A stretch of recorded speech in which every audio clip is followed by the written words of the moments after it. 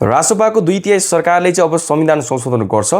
Gen Z आन्दोलन भदौ 23 र 24 को मुख्य एजेन्डा प्रत्यक्ष निर्वाचित कार्यकारीको व्यवस्था चाहिँ अब हुन्छ भन्ने खालको जुन हामी कुराकानी गरिरहेछौँ नि, यो चाहिँ यसमा भ्रममा चाहिँ नपरौँ है। 2/3 प्रतिनिधि सभाको 2/3ले मात्र चाहिँ संविधान संशोधन हुँदैन। संविधान संशोधन कसरी हुन्छ भन्ने कुरो त हामीले संविधान हेरेपछि थाहा हुन्छ नि त। अब एकचोटि हेरौँ है त। यो हो नेपालको संविधान 2072।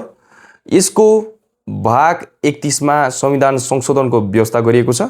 भाग 31 को 274 धारा 274 मा हेर्नुहुन्छ भने संविधान संशोधन लेखिएको छ। यसको पनि उपधारा 8 मा है त स्पष्ट के लेखिएको छ भन्दाखेरि पढेर सुनाइहालौँ है तपाईलाई।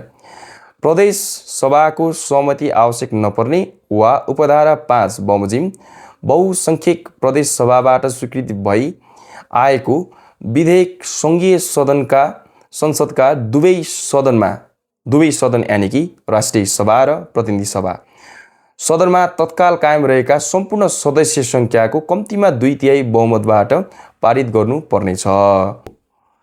त्यही भएर चाहिँ राष्ट्रिय स्वतन्त्र पार्टीले रासपाले मात्र चाहेर 2/3ले मात्र चाहेर चाहिँ के हुनेवाला छैन। किन भन्दाखेरि यो निर्वाचन प्रतिनिधि सभाको निर्वाचन हो, राष्ट्रिय सभाको होइन। राष्ट्रिय सभा अझै पनि कायमै छ।